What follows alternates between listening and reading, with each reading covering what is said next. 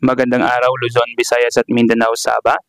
So welcome back na naman po kayo ngayon dito sa ating Pilipinas News Channel, kung saan ibabalita ko po sa inyo ang mga latest updates po ngayon tungkol sa mundo ng boxing. Especially nakatutok po ito sa mga Filipino boxers po natin, kagaya ni na Carl James Martin, Mark Magnifico Magsayo, at ang ating nag-iisang 8th Division World Champion na walang iba kundi ang ating legendary fighter na si former Senator Manny Pacquiao.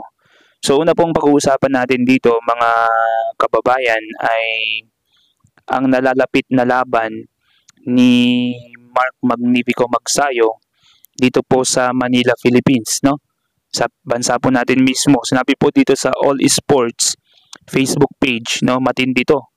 Mark Magsayo will face Italian boxer Michael Magnesi in the WBC Super Featherweight Title Eliminator on October 29th in Manila, Philippines. So, ang kanyang kalaban si Michael Magnesi ay may record na 25 wins, 2 lamang po ang talo.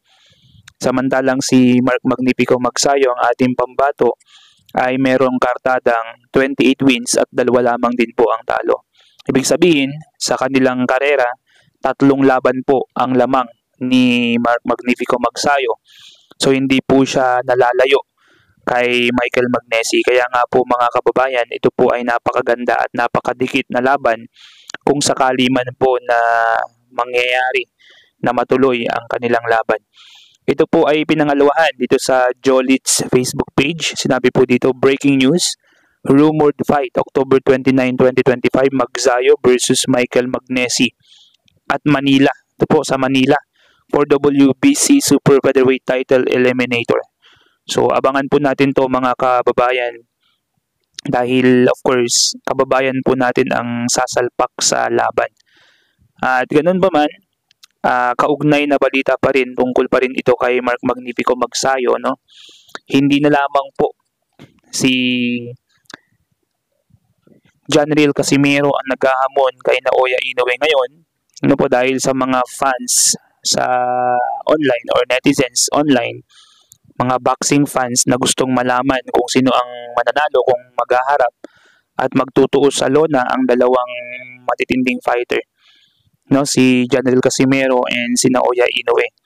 So sabi po dito sa Rick Esports TV, sinabi po mismo ni Mark Magnifico Magsayo, no, response at his fans asking for Naoya Inoue fight. Sinabi niya po dito itong medyo mabigat na statement, no, match Inoue with me so we can see. Ganun po yung mga sagutan ni Mark Magnifico Magsayo mga kababayan, sa kabila ng mga haka-haka na kung nakeso matatalo siya ni Naoya Inoue or maaari niyang masungkit si Naoya Inoue. Pero ang sinabi na lamang po ni Mark Magnifico Magsayo, match Inoue with me so we can see.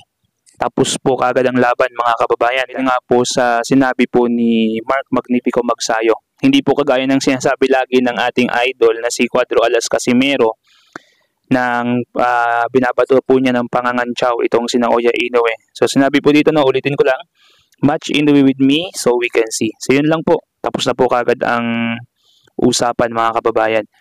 Isa pang boxer, no, na kababayan po natin na si Carl James Martin naman po ang ibabalita ko dito sa Pinoy Boxing Prodigy. Sinabi po dito, for the 3rd straight month, undefeated Cordilleran warrior Carl James Martin holds on to the WBO's #1 spot in the super bantamweight rankings.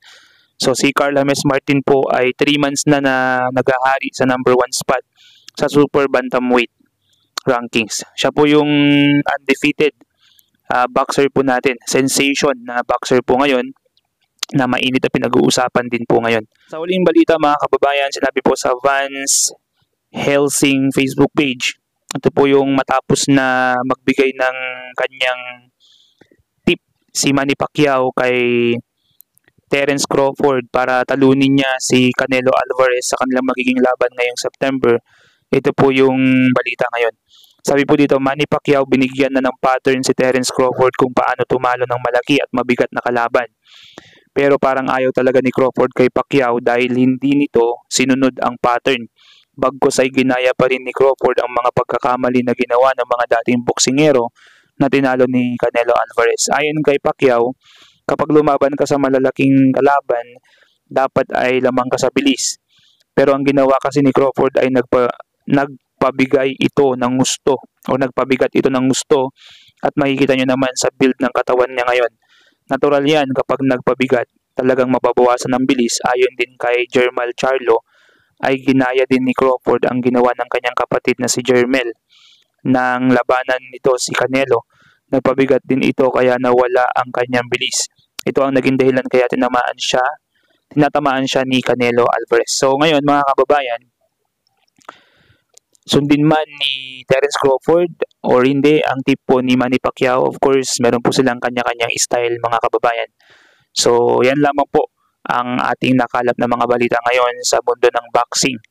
Kung gusto po ninyo ang inyong napanood na video, ay mag-subscribe na po kayo mga kababayan. And at the same time, kung gusto niyo pong kumita ng sideline, click nyo na po yung link and offers po natin dyan sa description box. Once again, this is Pilipinas News Channel. Peace out.